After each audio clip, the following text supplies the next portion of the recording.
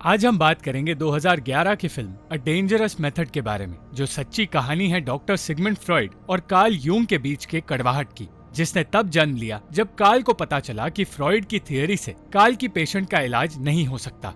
साल 1904 में सबीना नाम की एक पेशेंट को ज्यूरिक के हॉस्पिटल में जबरदस्ती ले जाया गया। सबीना को हिस्टेरिया की बीमारी है, जिसकी वजह से वो अपने इमोशंस पर काबू नहीं रख पाती। उसे एक ही वक्त में हर एक इमोशन महसूस होता है, जिसकी वजह से वो दिमागी संतुलन भी खो बैठती है और उसे इलाज की सख्त जरूरत है। इस जूइश रशियन लड़की को कार्ल यूंग नाम के एक स्विस साइकियाट्रिस्ट के पास ले जाया गया, जिसने फैसला किया कि वो टॉकिंग मेथड के जरिए सबीना का इलाज करेगा। टॉकिंग मेथड एक ऐसा तरीका है जिसमें डॉक्टर्स अपने पेशेंट्स से बात करके उनके अतीत की वो बातें बाहर लाते हैं जो उनके सबकॉन्शियस माइंड में दबी हुई है। ऐसा करके वो समझ पाते हैं कि आखिर उनकी दिमागी हालत बिगड़ने के पीछे कारण क्या है। इस मेथड की वजह से जब पेशेंट्स के अंदर दबी बातें बाहर आती हैं, तो उन पेशेंट्स को राहत मिलती है। इसलिए इस मेथड को इमोशनल रिलीफ भी कहा जाता है। और ये मेथड असल में सिर्फ एक थियरी है जिसे डॉक्टर सिगमंड फ्रॉइड ने इंट्रोड्यूस किया है, मगर ये सिर्फ एक थियरी ही है। इसलिए दुनिया का कोई भी डॉक्टर इसका इस्तेमाल अपने पेशेंट्स पर नहीं कर पाता।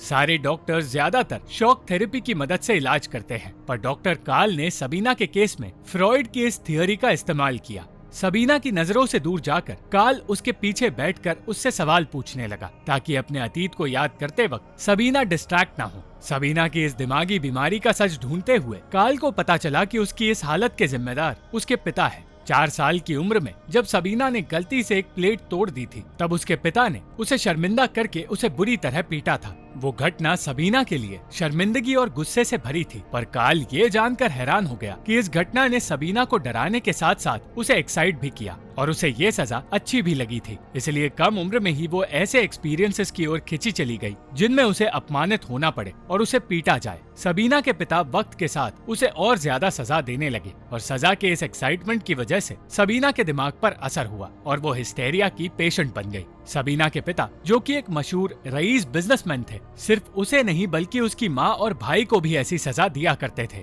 और ये सारी बातें जानकर कार्ल ने अपना ट्रीटमेंट जारी रखा। इलाज के इस तरीके का सबीना पर पॉजिटिव असर होना शुरू हो गया और धीरे धीरे उसकी दिमागी हालत बेहतर होने लगी। सबीना एक पढ़ी लिखी लड़की थी, इसलिए वो जल्द ही कार्ल के काम में उसकी मदद करने लगी और दूसरे पेशेंट्स की परेशानी और बीमारी समझकर वो कार्ल के लिए उन्हें एग्जामिन करके अपनी राय कार्ल के सामने रखने लगी। इस सब की वजह से कार्ल को समझ आया कि काफी हद तक टॉकिंग मेथड के साथ उसने सबीना का इलाज कर लिया है और सबीना वो पहली पेशेंट थी जिस पर इस मेथड को टेस्ट किया गया है। इसलिए अब वो इसी मेथड का इस्तेमाल करके दूसरे पेशेंट्स को भी ठीक कर सकता है। कार्ल के कहने पर सबीना ने एक मेडिकल कॉलेज में पढ़ाई शुरू भी कर दी और उसके जैसे कई पेशेंट्स को टॉकिंग मेथड की मदद से कार्ल ने ठीक करना शुरू भी कर दिया।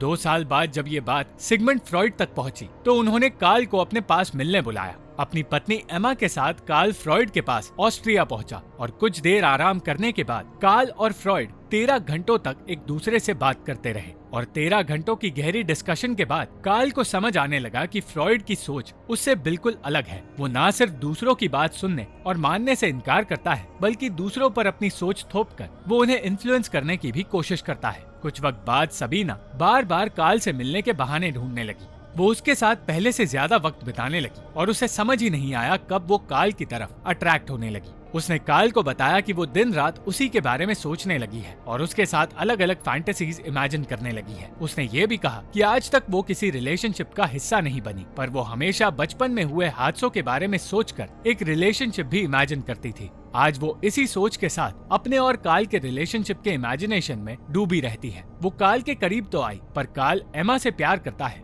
और उसे धोखा नहीं देना चाहता, इसलिए उसने सबीना के साथ कोई भी रिश्ता आगे बढ़ाने से साफ इनकार कर दिया। दूसरी ओर फ्रॉइड, जिसने इस मेथड का इजाद किया था, कार्ल के पास ओटो नाम के एक पेशेंट को भेजता है, मगर ओटो असल में खुद भी एक डॉक्टर है जिसे फिजिकल इंटीमेसी की लत लग चुकी है। उसके लिए ये सब तब शुरू हुआ जब ओटो ने अपने हर एक पेशेंट की डिमांड पूरी करने का फैसला किया, चाहे वो डिमांड एक अफेयर रखने का ही क्यों ना हो। ओटो ने बताया कि ऐसा करके वो अपने पेशेंट्स को ये महसूस कराता है कि वो उसके साथ आजादी से बात कर सकते हैं और इस तरह वो आसानी से उनका इलाज कर पाता है। कार्ल से सबीना और उसकी ख्वाहिशों के बारे में जानकर ओटो ने उसे सलाह दी कि उसे सबीना की हर ख्वाहिश को पूरा करना होगा और ओटो की सलाह मानकर सबीना को पूरी तरह ठीक करने की उम्मीद में उसने सबीना के साथ एक अफेयर शुरू कर दिया। सबीना ने कार्ल के साथ अपनी ख्वाहिशें पूरी की और जिस तरह बचपन में उसे सजा दी जाती थी, उसने काल को भी उसे वैसी ही सजा देने के लिए कहा। सबीना को वही एक्साइटमेंट महसूस हुई जिसे वो महसूस करना चाहती थी, और सबीना की बीमारी और उसकी हालत के बारे में फ्रॉइड को बताने काल उसके पास पहुंचा। सारी बातें सुनने के बाद फ्रॉइड ने काल से कहा कि सबीना को हिस्टेरिया की बीमारी शायद है ही नहीं, बल्कि उसे शारीरिक संबंध बनाने की आदत है, और इस आदत और चाह को पूरी करने के लिए वो किसी भी हद तक जा सकती है। काल ने फ्रॉइड को अब तक अपने और सबीना के अफेयर के बारे में कुछ नहीं बताया था, पर वो फ्रॉइड की बातों से नाराज हो गया। फ्रॉइड की खुद की कुछ ऐसी थियरीज थी जो कंट्रोवर्शियल थी, जैसे कि उसका मानना था कि बच्चे कम उम्र में ही फैंटेसीज पैदा कर लेते हैं जिन्हें किसी न किसी तरह वो पूरा करते हैं। ऐसी ही थियरीज को लोग घटिया मानते थे, फिर भी काल उससे सलाह लेने आया था। काल अलग अलग मेडिकल सेक्टर्स में काम भी करना चाहता था, पर फ्रॉइड ने उसे ऐसा करने से भी रोक दिया, और ये बात काल को अच्छी नहीं लगी। वक्त बीतता गया और एक दिन काल फ्रॉइड से फिर से मिला।